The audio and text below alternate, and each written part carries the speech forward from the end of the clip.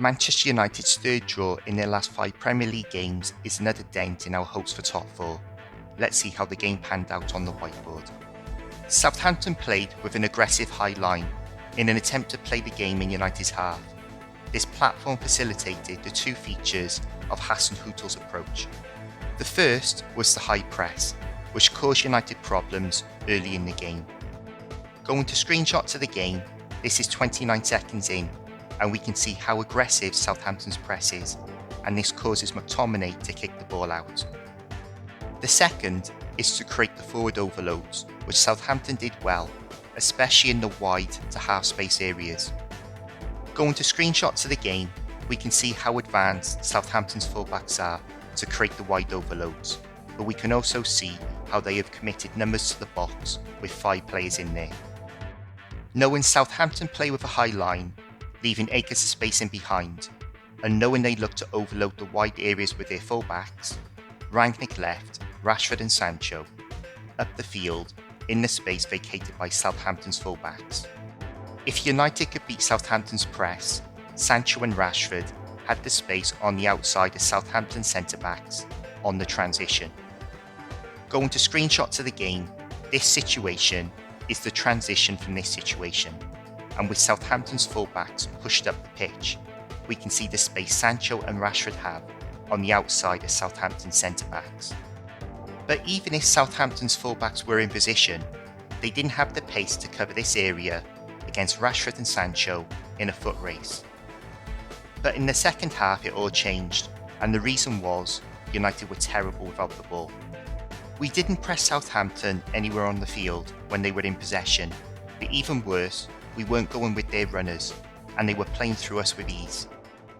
Going to screenshots of the build-up to Southampton's goal, Fernandes makes a token gesture to press the goalkeeper.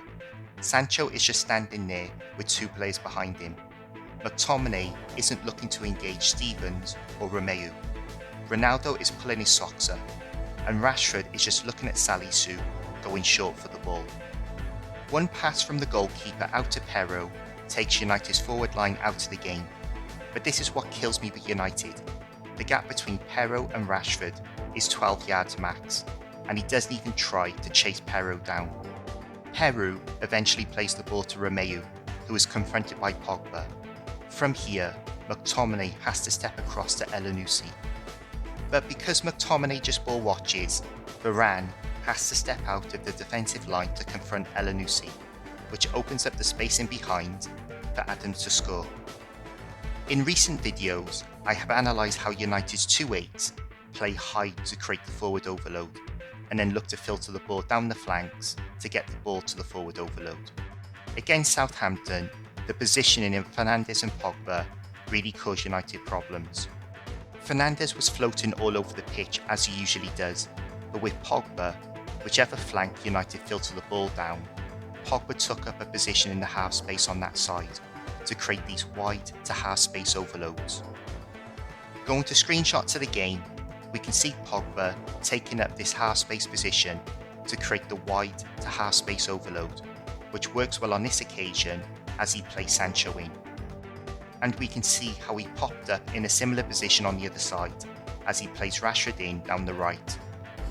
The problem started in the second half when United started turning the ball over, and on the transition we were wide open in midfield with Pogba and Fernandes nowhere to be seen.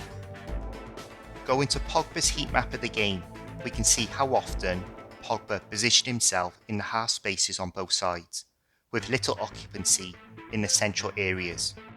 Compare that to the heat maps of Romeu and Ward-Prowse, who are in those central areas for the whole game.